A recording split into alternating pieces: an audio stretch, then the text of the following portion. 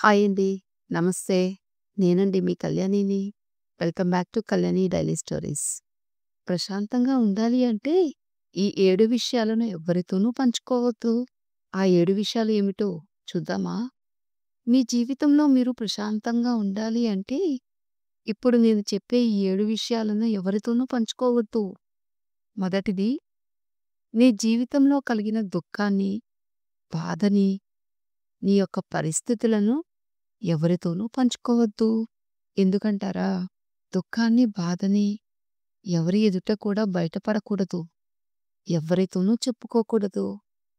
మనం ఎవరితోనైనా మన మనసులోని బాధను పంచుకుంటే అది తగ్గుతుంది అనుకుంటాం. కానీ ఎవరి నోటిలోనూ ఏ మాట కూడా ఎక్కువ కాలం దాగదు అనే విషయాన్ని మీరు బలంగా గుర్తుపెట్టుకోవాలి. ఏమంటారు? మీ వ్యక్తిగత విషయాలు అందరికీ తెలిసిపోతే వారి దృష్టిలో ఒక బలహీనుడిగా చులకనైపోతారు. మీకు సహాయం చేయటం కూడా మానేస్తారు. పైగా మీ గురించి చెడు ప్రచారం కూడా చేస్తూ ఉంటారు. మీ బాధలను మిత్రుల రూపంలో ఉన్న శత్రువులతో పంచుకుంటే వారు మిమ్మల్ని మరింత దిగజార్చడానికే ప్రయత్నిస్తారు. అవును కదా? రెండవది, నీ గతం గురించి ఇంకా భవిష్యత్తు ప్రణాళికల గురించి అదేనండి ఫ్యూచర్ ప్లానింగ్స్ ఎవరితోనూ పంచుకోవద్దు. జరిగిపోయిన గతం గురించి పంచుకుంటే అది మీకు అనుకూలంగా మారిపోదు. మీ కథలు విన్నవారికి జాలి కలగకపోగా మీరు అవమానాల పాలవుతారు. మనం గడిచిన గతం నుండి పాఠాలు నేర్చుకోవాలి. అంతేకాని ప్రతి ఒక్కరికి ఆ గతాన్ని తవ్వి తవ్వి చెప్పి ఆ తవ్వుకున్న నూతులోనే మనమే పడిపోకూడదు. మీ భవిష్యత్తు ప్రణాళికలు మీ శత్రువుల వరకు చేరితే వారు మీ దారికి అడ్డుపడక మానరు. ఏమంటారు? శత్రువులు ఎక్కడో ఉండరండి. మన పక్కనే మిత్రులుగా, బంధువులుగా, అన్నదమ్ములుగా ఉంటారు. కాబట్టి ప్రతి ప్రణాళికను రహస్యంగా, జాగ్రత్తగా రక్షించుకోండి. ఒకవేళ పంచుకోవాలి అనుకుంటే మీ యొక్క గురువులతోనో, ఎక్స్‌పీరియన్స్ పర్సన్స్‌తోనో పంచుకోండి. వారు మీకు మంచి సలహాలు, సూచనలు ఇస్తారు. ఏమంటారు? మూడవది, మీ ఇంట్లో జరిగే విషయాలను ఎవ్వరితోనూ పంచుకోకండి. నీకు అలాగే నీ కుటుంబ సభ్యుల మధ్య ఏ విధమైన వివాదం జరిగినా అది నీ వ్యక్తిగతమైనదే. ఎవరితోనూ పంచుకోకూడదు.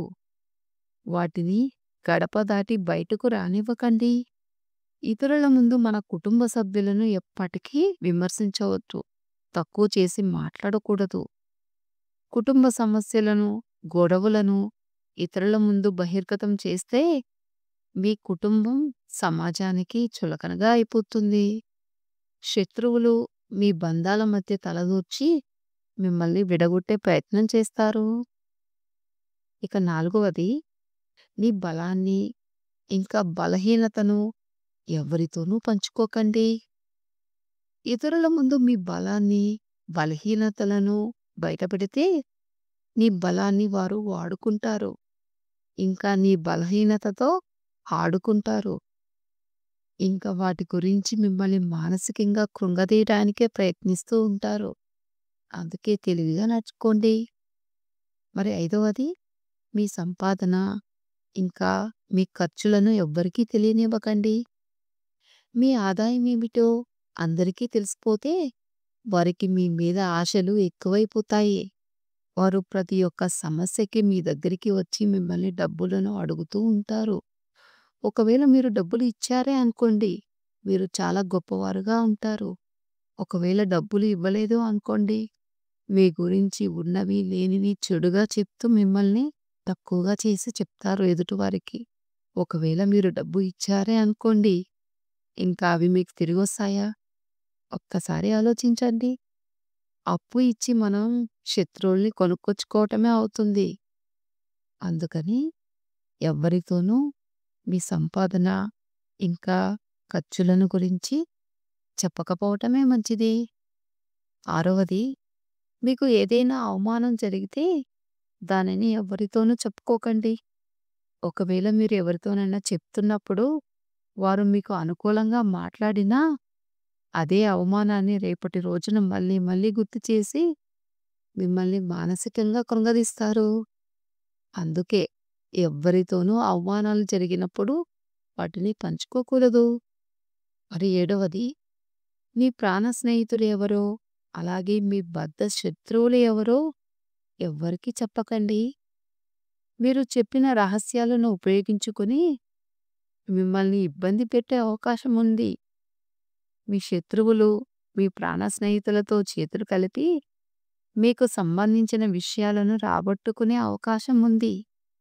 కాబట్టి మన రహస్యాలను ఇతరులకు చెప్పటం, మన బాధలను ఇతరులతో పంచుకోవటం అంటే మన భారాన్ని తగ్గించుకోవటం ఎప్పటికీ అవ్వదు.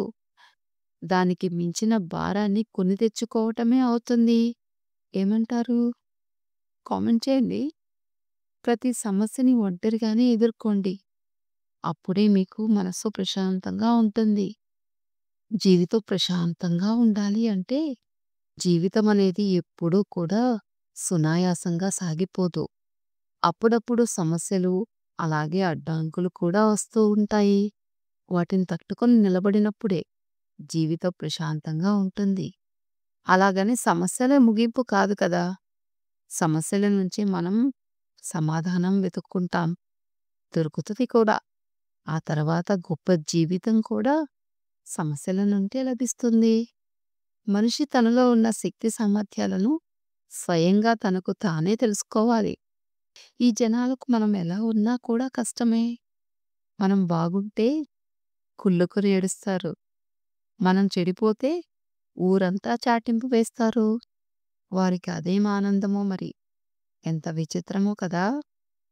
ఉన్నది చాలు అనుకుంటే మనకు దొరికేది సుఖం. లేనిది కావాలి అనుకుంటే మనకింకా మిగిలేది మాత్రం దుఃఖమే. ఏమంటారు? ఎలా ఉందండి? ఈ 7 పాయింట్లు మీకు నచ్చాయా? మీరేమనుకుంటున్నారు? ఈ 7 పాయింట్లేనా? ఇంకా ఏమైనా ఉన్నాయా? కామెంట్ చేయండి. ఇవే కాక ఇంకా ఏమైనా కొత్తగా సమస్యలు అనిపిస్తే నాతో పంచుకోవటం మర్చిపోవద్దు. ఇదండి మరి ఈ వీడియో. ఈ వీడియో నచ్చినట్లయితే లైక్ చేయండి. మీ ఫ్రెండ్స్ అండ్ రిలేటివ్స్‌కి షేర్ చేయండి. ఏ పాయింట్ బాగా నచ్చిందో కామెంట్ చేయండి. ఇలాంటి మరిన్ని ఇంట్రెస్టింగ్ వీడియోస్ కోసం మన ఛానల్‌ని సబ్స్క్రైబ్ చేసుకోవటం మర్చిపోవద్దు. సబ్స్క్రైబ్ చేసుకొని బెల్ ఐకాన్‌ని ఆన్‌లో ఉంచుకోండి. నేను అప్లోడ్ చేసిన ప్రతి వీడియో మీకు వెంటనే నోటిఫికేషన్ వస్తుంది. Thank you for supporting me.